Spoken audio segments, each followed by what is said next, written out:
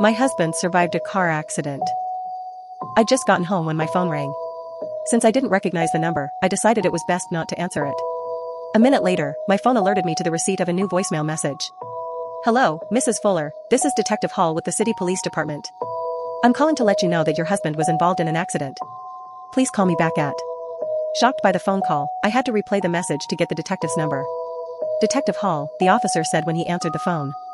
This is Mrs. Fuller, I identified myself, I just got your call about my husband.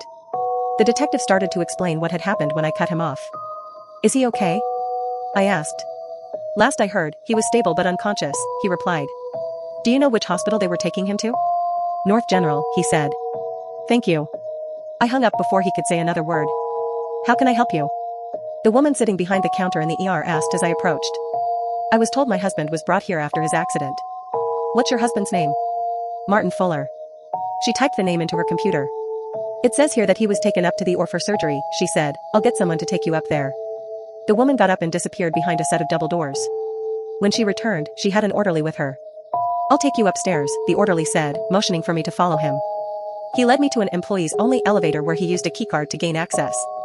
When we got to the appropriate floor, and the elevator doors opened, the orderly pointed at a nurse's station a little ways up the hall and said, check in with them. They'll get you sorted. Thank you, I said and made my way to the nurse's station. When I got there, I explained who I was and why I was there. They confirmed my husband was in surgery, and then one of the nurses took me over to a waiting area and left me waiting there for about an hour before she returned holding a paper bag. What's this? I asked when she handed it to me. Your husband's things, she replied. I took the bag and peeked inside. When I saw my husband's wallet, I pulled it out, opened it, and began searching through it. When I found the piece of paper I was looking for, I removed it from the wallet. Why didn't you work? I said as I examined the image on the paper. I was pretty sure I'd copied the death hex exactly as it was shown in the spell book, so it should have worked. It still might. I tried to be hopeful as I returned the hex to the wallet. They haven't finished the surgery yet.